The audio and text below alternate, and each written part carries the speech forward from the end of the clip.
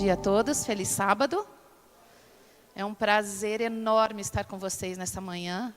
Eu estou realmente muito emocionada pelo convite que me foi feito pelo querido Altair, meu amigo de muito tempo, e também pela possibilidade e oportunidade de ver tantos rostos conhecidos e amados. Realmente estou muito feliz porque estou aqui com a minha família toda, meu esposo, meus filhos, meu genro, minha mãe, e isso é motivo de muita gratidão para mim.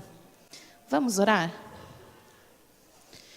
Querido Deus e amado Pai, eu te agradeço, Senhor, por mais um dia que o Senhor nos concede com vida e com saúde.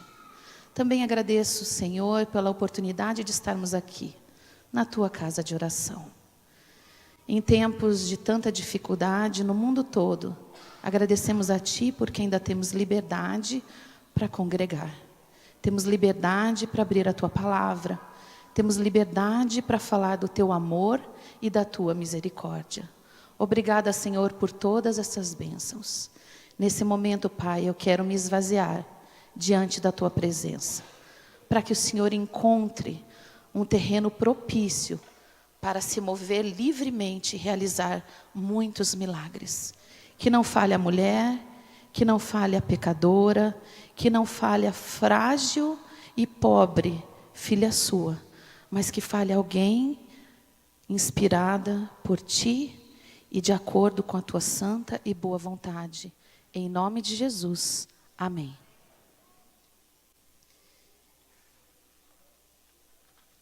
Eu tinha um primo muito querido. Esse primo, ele não era de sangue, mas ele tinha casado com a minha prima e a prima mais próxima que eu tinha. Uns anos atrás, ele foi diagnosticado com câncer. E eu me lembro como se fosse hoje, uma parte da família no hospital, esperando para falar com os médicos. Quando eles abriram o corpo dele, fecharam e vieram contar para nós que o Giovanni não tinha mais do que alguns meses de vida. O câncer já estava se alastrando e em poucos meses ele descansou. Eu fiz algumas visitas ao Giovanni junto com meu esposo. Ele morava em Ponta Grossa. E por causa das nossas atividades na igreja e todo o nosso envolvimento com as coisas das crianças, às vezes era difícil sair daqui. Mas algo me chamava para estar visitando aquela pessoa que eu tanto amava. E em algumas daquelas visitas eu tive lições das mais preciosas que eu tirei para a minha vida e carrego comigo e vou levar para a eternidade. Eu me lembro que das 3 vezes que nós estivemos visitando o Giovanni, naquele período de doença, antes dele descansar, quanto mais o tempo passava, mais o Giovanni se desligava das coisas desse mundo. O Giovanni tinha passado muitos anos longe do Senhor. A família toda, na verdade. E quando ele recebeu o diagnóstico, uma das nossas maiores preocupações era essa. Como o Giovanni vai terminar a jornada dele aqui na Terra. E numa dessas visitas em especial, eu me lembro que eu e meu esposo estávamos no quarto. Ele não conseguia mais levantar da cama. Estava frágil como um bebê, um homem de 1,85 m, que agora pesava em torno de 30 e poucos quilos. Para vocês terem uma noção, o cóccix, esse ossinho que nós temos aqui, que é coberto por carne, por pele, ele não tinha mais nada disso, ele já tinha furado. E ele não conseguia mais posição na cama para se ajeitar. E eu me lembro que nessa tarde em que nós estivemos lá, o Giovanni pediu para que a Leontina, minha prima, fechasse a porta. Ele pediu que ela desligasse a televisão.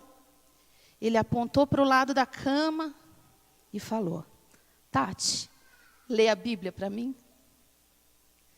Eu li um pedaço da Bíblia, fiquei pensando que texto eu ia procurar para aquele momento. Eu sabia que o Giovanni estava quase indo. E ao ler a Bíblia, ali com ele, as lágrimas correram sobre seus olhos. E todos nós nos emocionamos. Eu me emocionei, meu esposo, minha prima. E aí, depois que nós terminamos de ler e fizemos uma oração com ele, ele contou para a gente que no pouco tempo que ele sabia que ele restava, ele queria falar com toda a família. E a Leontina contou para mim que ele já tinha chamado alguns irmãos de carne, nenhum da igreja, nenhum discípulo de Cristo, nenhum seguidor de Cristo, e tinha conversado um por um, individualmente, portas fechadas. Eu perguntei para ele: Giovanni, o que você tem conversado com a sua família nesse tempo? O que você tem dito para eles quando você fecha essa porta e pede para ficar sozinho com eles? E ele disse: eu falo que nada mais importa nessa vida que não seja Jesus. O que você falaria se você tivesse pouco tempo de vida? O que você diria para as pessoas que você mais ama, se você tivesse certeza que pouco tempo te resta? Jesus, em Mateus capítulo 28, versículo 19 e 20, eu quero convidar vocês a abrirem as suas Bíblias para acompanharem conosco, mas está também no telão. Jesus estava vivendo esse momento na vida dele. Quando ele falou essas palavras de Mateus 28, ele estava vivendo exatamente esse momento que o Giovanni vivia. Jesus já tinha morrido, já tinha ressuscitado, já tinha ido ao céu para garantir que o seu sacrifício tinha sido válido e já tinha voltado. E agora, alguns dias, ele ainda passar com os seus discípulos. Jesus sabia que ele tinha pouco tempo. E ele queria deixar a mensagem que para ele era a mais importante de todas. Ele disse: vão, façam discípulos, discípulos de todas as nações. Ensine-os a guardarem essas coisas que eu estou deixando para vocês, porque eu estarei com vocês até que eu volte. Queridos, a mensagem mais importante no coração de Jesus, antes dele ir aos céus, era que nós fôssemos e fizéssemos discípulos. Só que eu entendo que para nós irmos fazer discípulos, nós precisamos nós precisamos ser discípulos. E o que é um discípulo? Sou professora da escola sabatina, então eu gosto que os alunos conversem comigo. O que é um discípulo? Um seguidor? Um aluno? Um aprendiz? Sim, todas essas coisas. Nos tempos de Jesus, as pessoas que tinham condições financeiras, os pais que tinham condições financeiras, eles escolhiam mestres, rabis, para que preparassem os seus filhos para a idade adulta. Nessa preparação, os rabis, os mestres, se ocupavam de todo o cuidado das crianças, inclusive o cuidado com a higiene da criança, em ensinar a criança a se vestir, como se vestir, a se alimentar e também instruir a criança no caminho que ele achava que era o caminho mais importante. Um discípulo, ele caminha junto com seu mestre. Um discípulo, ele se torna como seu mestre. Um discípulo é um seguidor, é alguém que admira o outro. Um discípulo é alguém que aos poucos vai perdendo a sua identidade e vai absorvendo a identidade do seu mestre. Eu estava procurando esses dias na internet, eu queria que os meninos, por favor, colocassem algumas fotos interessantes de pessoas que admiram alguém.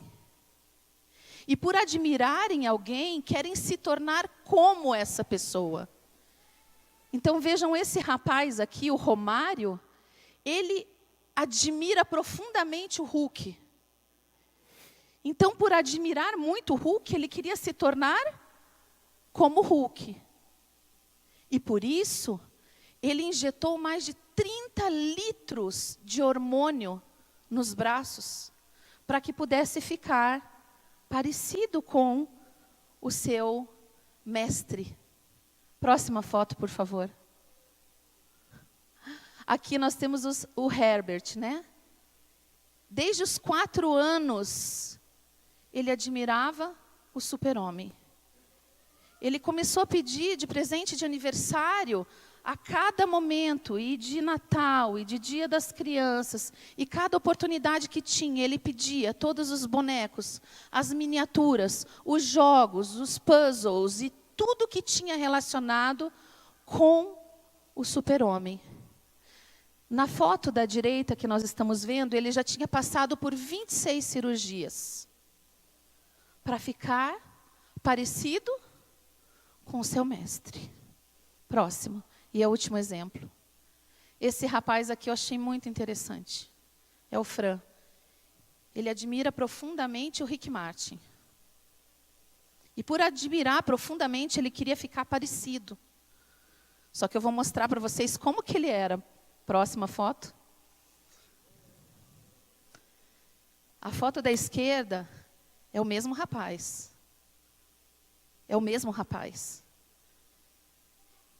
Ele sofreu uma cirurgia bariátrica para que pudesse se tornar parecido com a pessoa que ele admirava.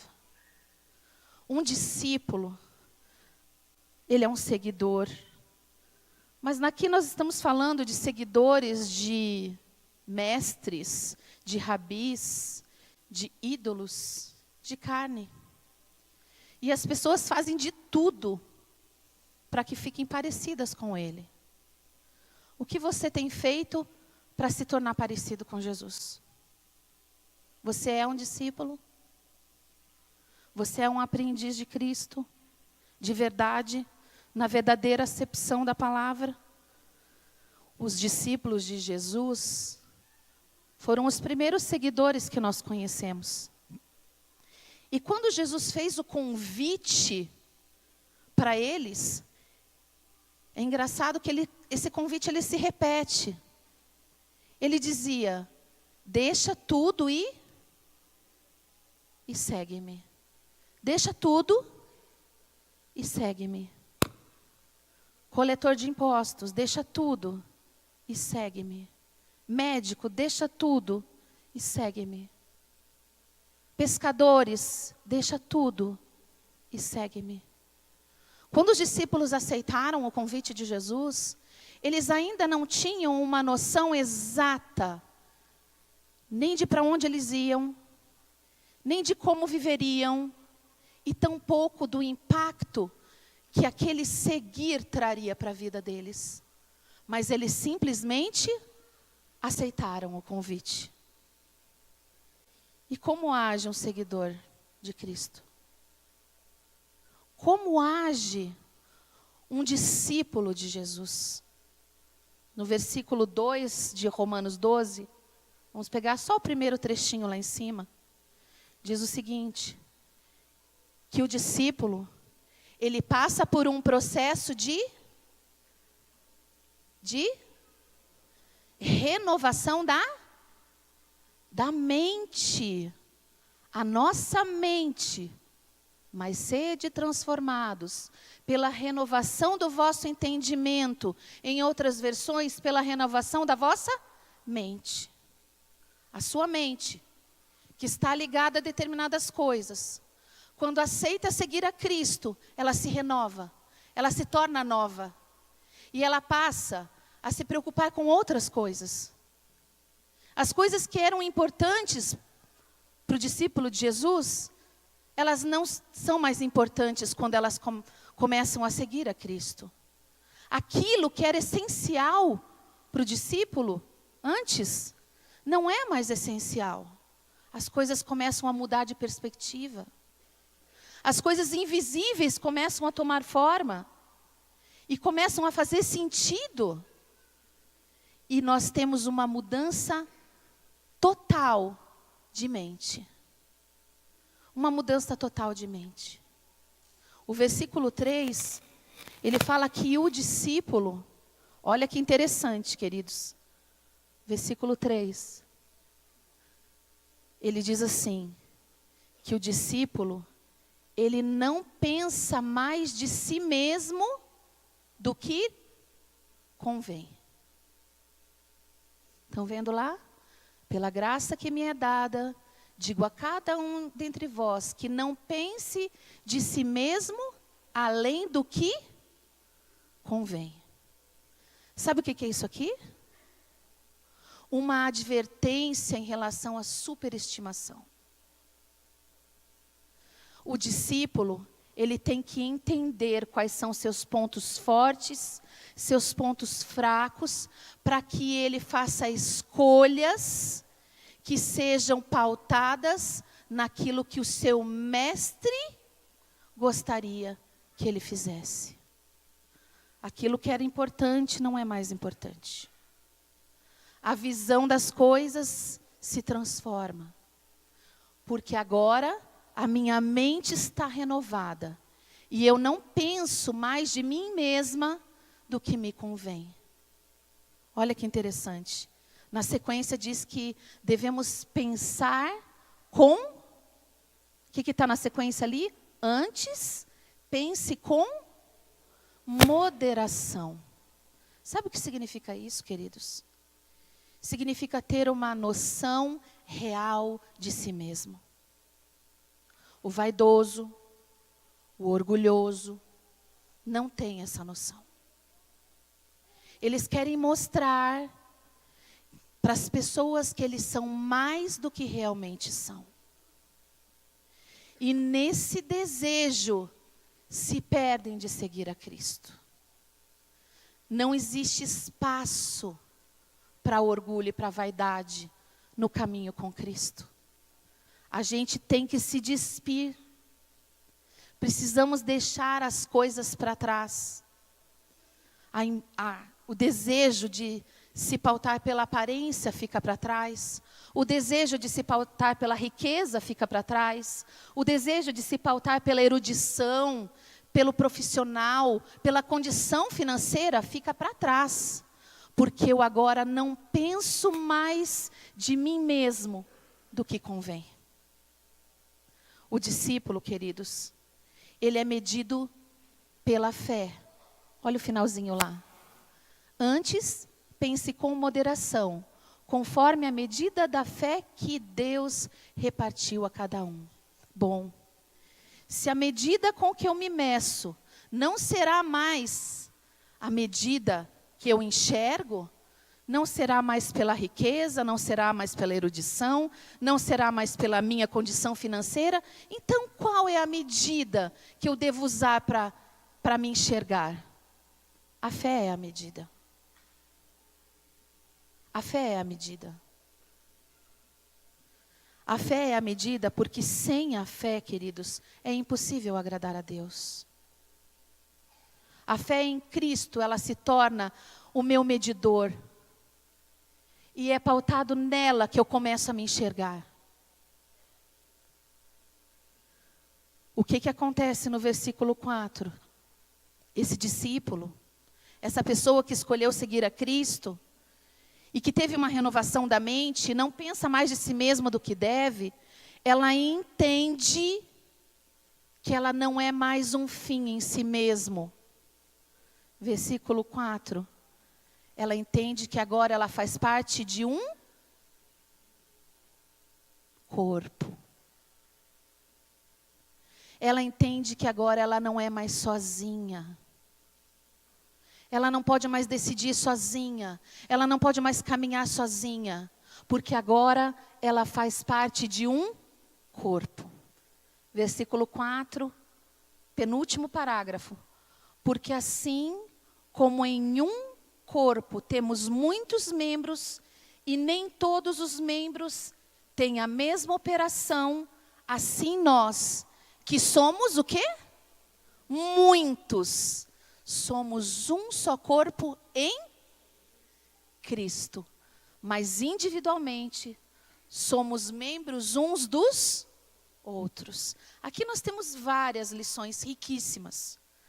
A primeira delas, quando nós pensamos em corpo humano, nós pensamos que quando enxergamos alguém exteriormente, nós conseguimos ver uma certa harmonia. Parece que tudo por dentro está muito bem colocado. Mas meninos, me mostrem a foto do corpo por dentro, por favor.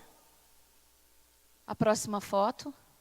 Quando nós enxergamos o corpo humano por dentro, nós vemos que ele é completamente assimétrico. O coração fica um pouquinho mais para a esquerda.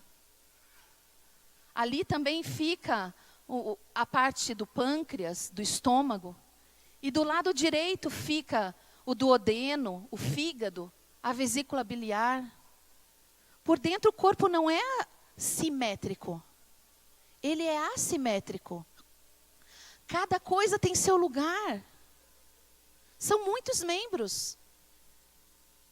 E eles estão ali diferentes por uma razão. Porque cada membro tem uma função distinta e profundamente importante. Nenhuma das funções pode ser desprezada.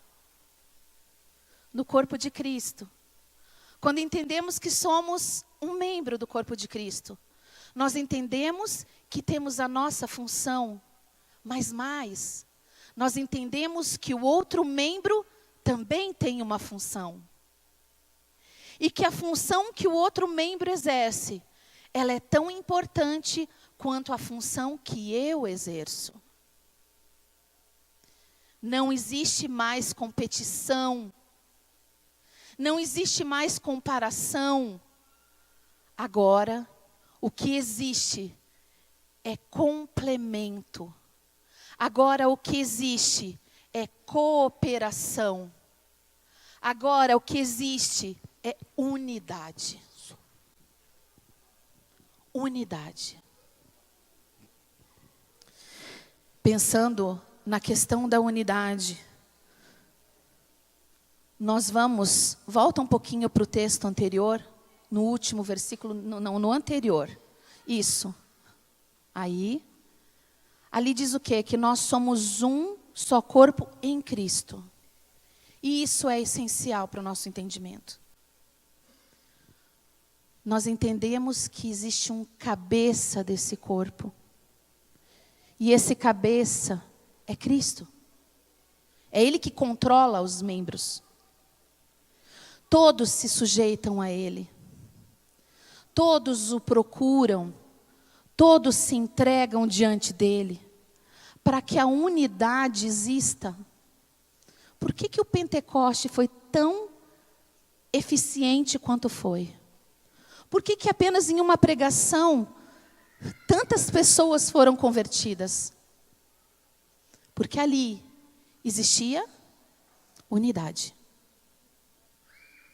A unidade é um meio, um ambiente propício para Deus operar. Por isso o Pentecoste foi eficiente. Queridos, essa mensagem é uma mensagem difícil. Porque nós queremos ser nós mesmos, não queremos perder a nossa identidade. Essa mensagem é uma mensagem difícil porque nós não queremos morrer. Nós queremos prevalecer. Essa mensagem é uma mensagem difícil porque a minha vontade, ela é tão forte, que eu não consigo permitir que Jesus opere em mim. Por isso ela é difícil.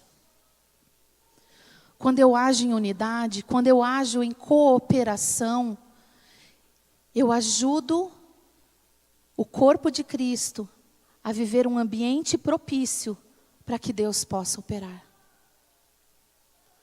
Como Deus precisa operar aqui? Não sei. Em que áreas da sua vida Deus precisa operar? Eu não sei. Mas eu sei que em qualquer departamento, em qualquer ministério dentro da igreja, precisa haver unidade. Em qualquer departamento da igreja, precisa haver cooperação. Em qualquer ministério da igreja precisa haver submissão ao cabeça, que é Cristo. Sem isso, não há ambiente propício para Deus atuar. Eu queria mostrar para vocês um pequeno vídeo que eu separei também aqui, para a gente entender um pouquinho como é que funciona o corpo. Eles vão passando ali, pode soltar. É como se a gente enxergasse o corpo por dentro. E ao enxergar o corpo por dentro, não precisa deixar som, porque ele realmente não tem som. Quando a gente enxerga o corpo por dentro como uma máquina, feita de muitas partes e muitos membros, a gente consegue enxergar todas essas partes trabalhando em harmonia.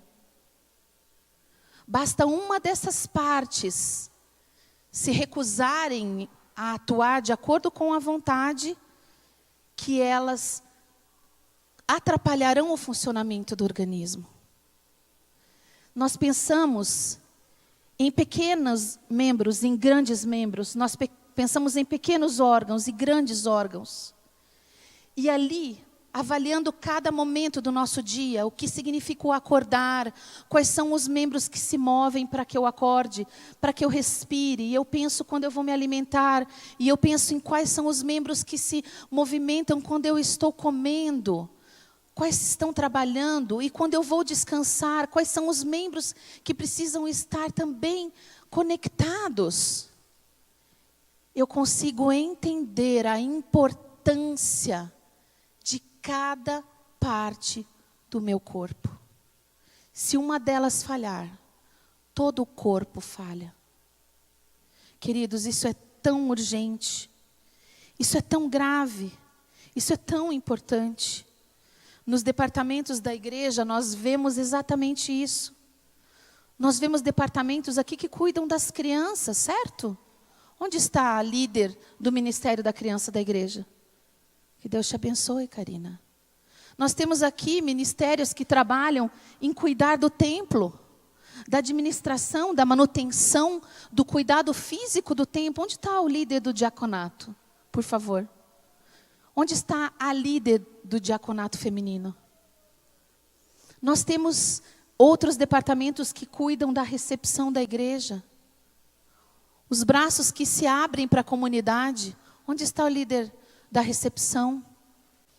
Nós temos pessoas que cuidam dos nossos adolescentes no clube de desbravadores, das pequenas crianças nos aventureiros. Onde estão os líderes?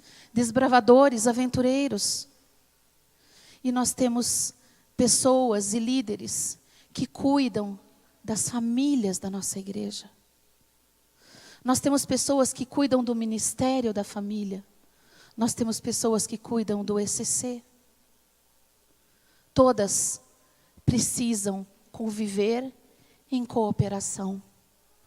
Todas precisam entender que não há um maior do que o outro. Todas precisam se submeter ao cabeça, que é Cristo. Os relacionamentos horizontais precisam estar conectados com os relacionamentos verticais. Para que os departamentos e ministérios da igreja convivam em cooperação, em unidade, cada líder precisa viver um relacionamento vertical, profundo, com Cristo.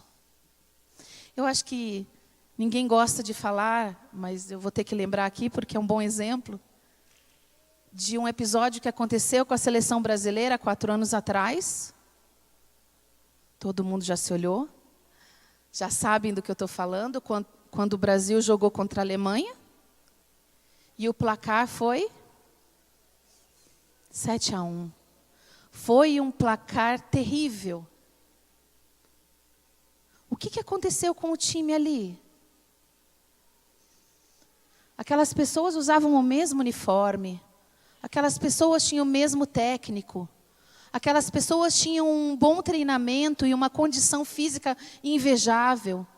Praticamente todos de times grandes de futebol em nível mundial. O que aconteceu ali? O que faltou? Unidade. cooperação. E aí nós temos essa amarga lembrança, que quem sabe um dia vamos conseguir reverter. Mas quando pensamos aqui na questão espiritual, nós entendemos que é importante que haja variedade, diversidade dentro da igreja. É importante, é muito importante. Queridos, eu estava preparando esse sermão essa semana e pensando em muitas coisas que já aconteceram ligadas ao ECC, ao encontro de casais. E eu e meu esposo somos também participantes desse ministério incrível. Começamos a participar 11 anos atrás. De lá para cá, já levamos mais de 35 casais como nossos afiliados. Vimos muitas transformações, vimos muitos milagres acontecendo, fruto de algo que nos conectou uns com os outros e principalmente com Cristo. Pode ser que alguns casais estejam no ECC e não sintam isso, pode. Pode ser que alguns membros aqui da igreja participem de outros ministérios e não sintam essa conexão com Cristo. O que nós precisamos fazer para que isso seja realidade na nossa vida? Como que eu faço para sentir essa transformação, essa renovação da mente? Como que eu faço para sentir que Deus opera em meu viver? Que o meu viver é um ambiente propício para a ação do Espírito Santo. Nós estávamos na classe um pouquinho antes, né? Aqui, sem querer fui parar na classe do Altair. E aí trocamos algumas ideias lá sobre isso. E o versículo que começa o sermão dessa manhã, ele fala um pouquinho a respeito disso, porque Cristo fala, ide. Não basta decidir algo, é preciso se movimentar em direção a este algo. Eu preciso me movimentar, eu preciso agir de forma que aquelas coisas possam acontecer na minha vida. Senão não vai passar de uma linda teoria. Senão não vai passar de uma linda história que eu ouvi alguém contar. Por isso Deus fala, ide. Quando eu penso em ide, eu penso em sair da minha zona de conforto, daquilo que eu estou habituado. Seja em que ministério ou em que departamento for na igreja. Será que você não pode cooperar com os ministérios onde você não atua? Eu tenho toda a segurança em dizer que sim. Mesmo que você não seja diaconisa ou diácono, você pode agir com qualquer pessoa como se fosse da recepção.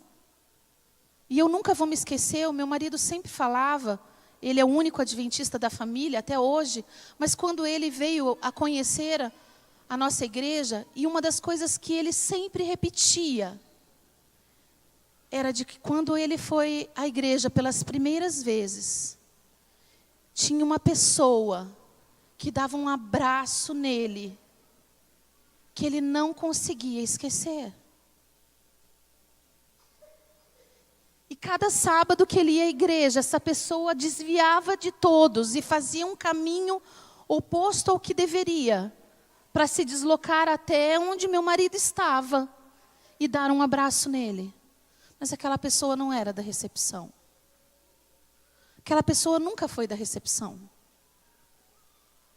Isso me faz pensar que não importa se você participa de um departamento ou de outro, se você exerce uma função num ministério ou no outro, o que falta para que Deus opere, para que haja um ambiente propício, é unidade, é cooperação. A Trindade age em unidade.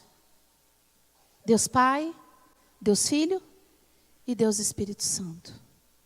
Eu queria mostrar ali em Coríntios 12, versículo 4, vamos ter que adiantar um pouquinho.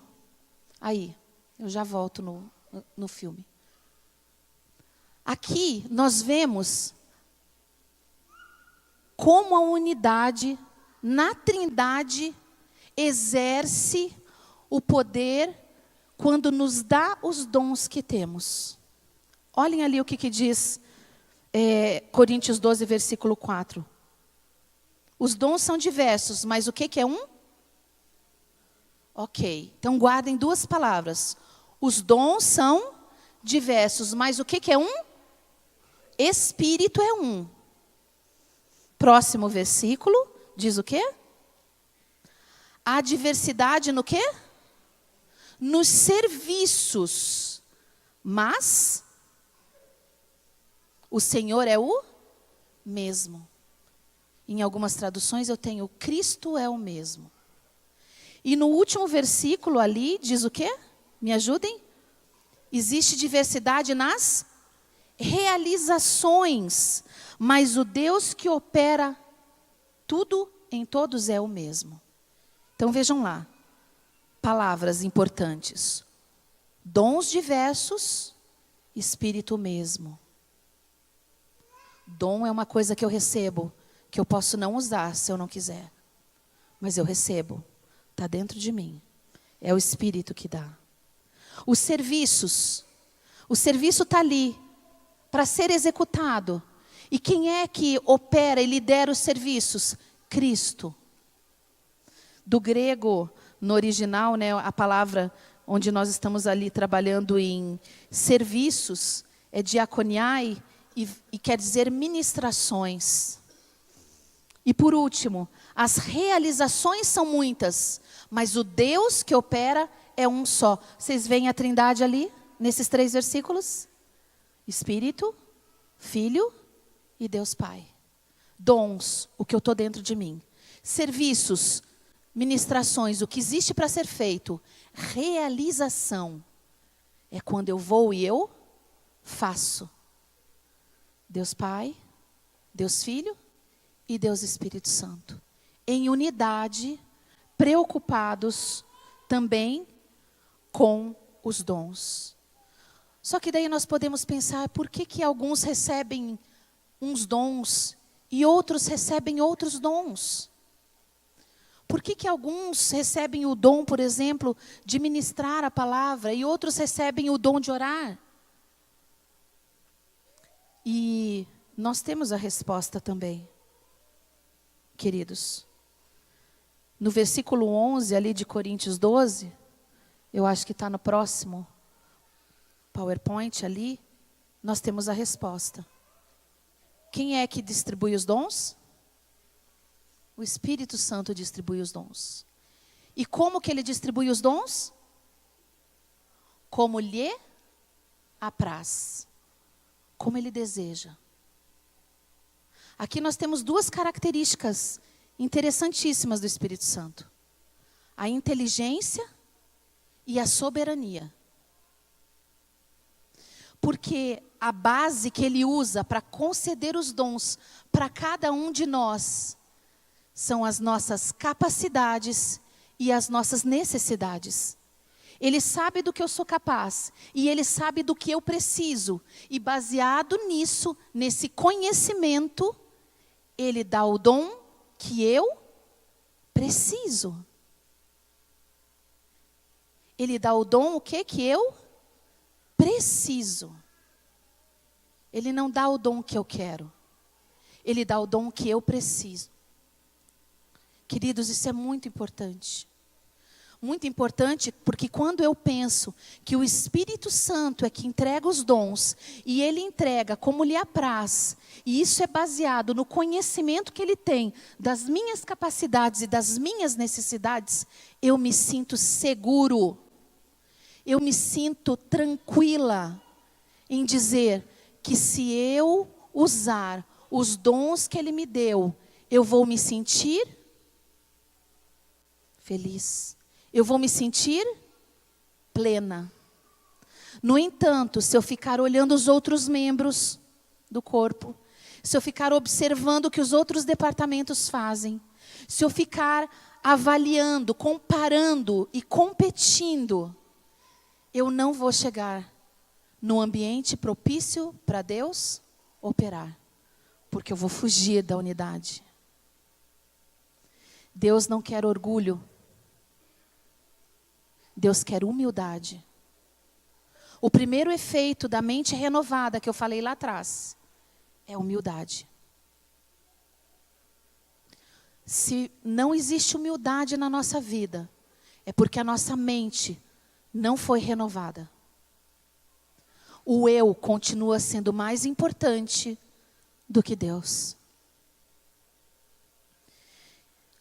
Na sequência, nós temos um outro texto muito interessante. E eu ficava também pensando, quando eu estava fazendo o sermão, sobre os membros do corpo de Cristo, sobre os departamentos, sobre os ministérios. E eu mesma comecei a me questionar, puxa, mas eu não sei tudo de todos os membros do corpo de Cristo. Eu não sei tudo sobre o que acontece em outros ministérios onde eu não atuo. E aí a pergunta que eu faço para vocês: porque eu não sei como ele funciona, porque eu não conheço ele a fundo, ele não é eficiente? Porque eu não sei como as coisas acontecem dentro dele, ele não é saudável? Deus entrega os dons para serem usados no seu corpo, em unidade. Se alguém de um ministério trabalha de uma forma e eu trabalho de outra forma, que haja unidade e que Cristo sujeite ambas as vontades. Mas eu não preciso saber tudo. O encontro de casais, por exemplo, o ECC, ele trabalha com surpresas. Ele trabalha com surpresas.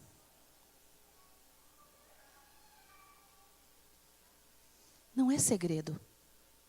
São surpresas. Pense se você fosse fazer um aniversário para alguém surpresa. E essa pessoa ficasse sabendo de tudo. De todos os detalhes.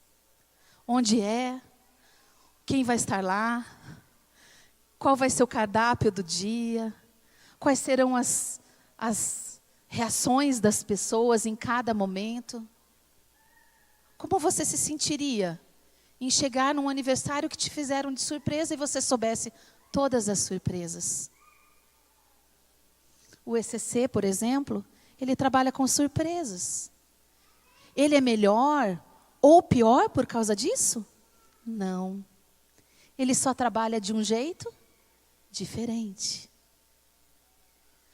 Eu trabalhei com desbravadores muitos anos. Fui diretora de clube uns 8 anos. E nós trabalhamos com pontuações. Eu sempre estimulava as crianças, os adolescentes, a se superarem e dava pontuações por isso.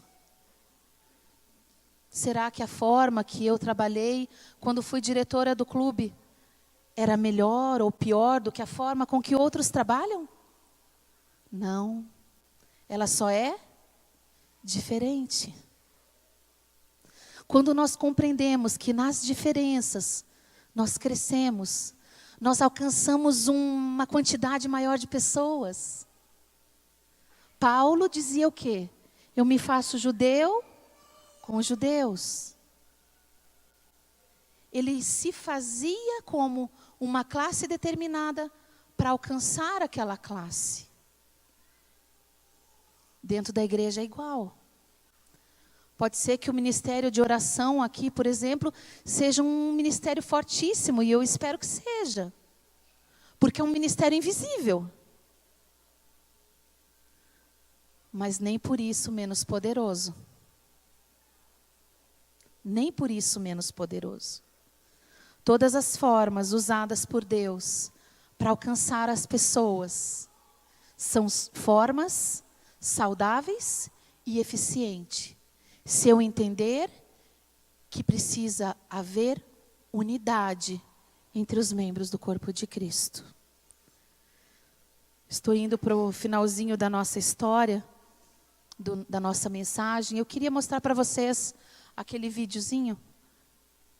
É uma propaganda, inclusive, acho que de seguro, não me lembro, mas pode soltar, por favor. Queria que vocês vissem ali de uma forma muito leve a questão da cooperação e da unidade. Esse.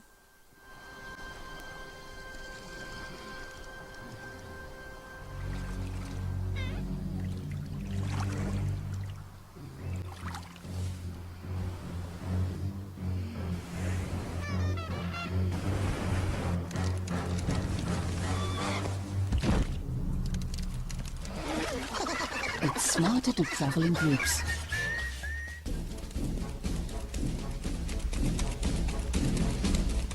Olha o líder lá.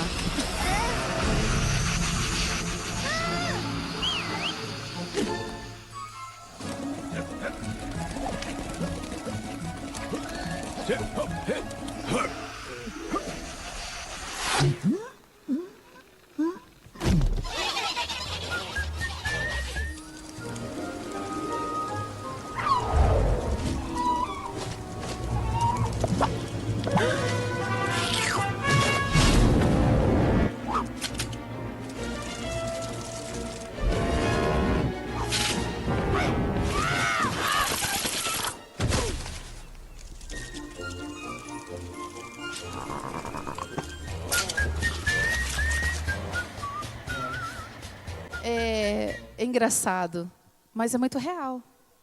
Vocês percebem que nos 3 grupos existiam pessoas que estavam liderando. No entanto, se algum daqueles membros escolhesse não agir de forma cooperativa e única, o resultado não teria sido o mesmo. Queridos, eu preciso encerrar e eu queria deixar com vocês o finalzinho de Coríntios 12, 21, que diz assim, que os olhos não podem dizer à mão, não precisamos de ti. Nem a cabeça aos pés, não preciso de vós. Deus coordenou o grupo, o corpo, para que não haja divisão. Pelo contrário, cooperem os membros com igual cuidado em favor uns dos outros. Nós não estamos habituados a isso. Muitas vezes nos fechamos e fazemos o bem e abençoamos as pessoas que estão próximas a nós. Mas esquecemos que existe um universo todo para ser alcançado pelo amor de Cristo. De maneira que se um sofre, todos sofrem. Imagine que você quebra suas costelas, 2 ou 3 costelas. E você precisa ir até o hospital para passar por uma cirurgia. Podem ir as costelas sozinhas lá? Não podem. Só as costelas sentem a dor? Sim ou não? Não. O corpo todo sofre. Quando eu trabalho com críticas, quando eu trabalho com comparações, quando eu trabalho com competições dentro do corpo de Cristo, eu atrapalho a restauração, a recuperação desse membro que está adoecido. Eu tenho certeza que vocês devem ter pensado em 1000 situações onde vocês podem trabalhar como um membro do corpo de Cristo. Hoje nós estamos falando sobre família. Pensando em corpo, se você tivesse que destruir um corpo, que órgãos você destruiria primeiro? Para que esse corpo morresse? Quais são os órgãos vitais dentro do corpo? Pelo menos 3 eu queria que a gente falasse aqui. O coração, os pulmões e o cérebro. No corpo de Cristo é a mesma coisa. Se eu quiser destruir o corpo de Cristo, eu vou destruir o coração, os pulmões e o cérebro. Coração, as famílias são o coração da igreja. Pulmões, energia, vivacidade. Futuro da igreja, quem são eles? Crianças e adolescentes, juvenis, jovens. E a cabeça, o cérebro, os líderes. O pastorado, primeiro ancião, anciãos da igreja, líderes dos ministérios. Eu queria chamar o Altair. A Ruth está aí, Altair? Cadê a Rutinha? Vem cá, meu amor. Esse casal tem feito um trabalho incrível de unidade dentro de um departamento que, a meu ver e a ver do meu marido, tem transformado vidas, inclusive as nossas. Esse casal é um casal comum, posso dizer assim? Com problemas, posso dizer isso? Com fragilidades, fraquezas, Rutinha. Muitas, não é, minha amiga? Muitas. Mas um casal que tem dirigido esse departamento em específico com muito amor, com muita dedicação, com muita submissão a Deus. Eu acabei de dizer que se nós quisermos destruir o corpo de Cristo, nós vamos destruir o coração. Nós temos também o Ministério de Lar e Família aqui. Onde estão os líderes do Lar e Família? Por favor? Estão aqui? Não. Venha, minha linda. Venha com seu esposo aqui. Seria Lar e Família mais importante do que ECC? Seria ECC mais importante do que Lar e Família? Não seria. E por isso, queridos, eu queria terminar o sermão dessa manhã orando por vocês, de uma forma especial, representando o coração dessa igreja, um dos membros mais vitais do corpo de Cristo. Quando vocês puderem, cooperem com eles. Sim, vocês podem. Ah, mas eu não pertenço ao ECC. Mas você pode orar pelo ECC. Você pode, sabendo que um casal está com problemas, indicar para o ECC. Você pode, sabendo que um casal está vindo à igreja e não conhece ninguém ainda, e lá nós fazemos muitos amigos, também pode trazer para o ECC. Ou mais, um casal que queira ter uma intimidade maior com Cristo, também pode ir para o ECC. E no Lar e Família, quantas ações, quantas bênçãos devem estar sendo derramadas. Ninguém é mais importante do que ninguém, queridos. E isso nós precisamos entender de uma vez por todas. Porque juntos nós somos fortes. Juntos nós vamos além. Juntos nós podemos. Porque segundo Deus, nós somos um. Vamos orar? Querido Deus e Pai, nosso Criador e amoroso Deus, obrigada, meu Paizinho, porque um dia o Senhor pensou na sua igreja como um corpo harmônico, um corpo que coopera, cujos membros entendem a importância de cada parte, cujos membros compreendem que se um sofre, o corpo todo sofre. Senhor, um dia o Senhor colocou no coração do Altair e da Ruth o desejo de liderarem esse ministério incrível chamado ECC. Mas também nós temos um outro casal muito amado, que eu admiro profundamente, porque o Senhor os escolheu para liderarem o ministério de Lar e Família.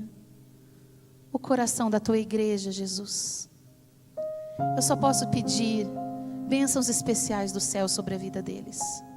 Eu só posso pedir que a unção dobrada do Espírito recaia sobre a mente e o coração deles, e que eles consigam enxergar o invisível e se submetam a tu, ó Deus, que é o cabeça de todo o corpo. Mas sentados nesses bancos, Senhor, nós temos outros membros de importância inigualável. Porque se o Senhor precisasse vir para morrer apenas por um de nós, o Senhor teria vindo. Isso nos dá a segurança e a certeza de que a nossa identidade de preciosidade diante de Ti, ela é clara, ela é inequívoca. O Senhor nos ama como a menina dos seus olhos. O Senhor quer nos usar com as nossas capacidades e segundo as nossas necessidades.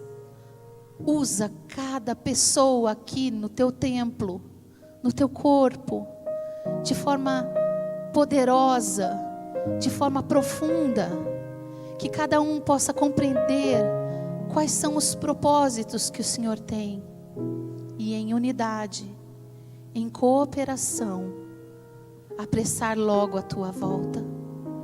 Estamos com saudade, Jesus. Estamos com saudades, Pai. Não queremos mais viver nesse mundo onde a individualidade, o egoísmo e a vaidade imperam. Queremos logo voltar para casa. Por isso, Senhor, transforma o que precisa ser transformado no coração e na mente de cada um, para que a compreensão do todo seja mais importante do que a compreensão individual.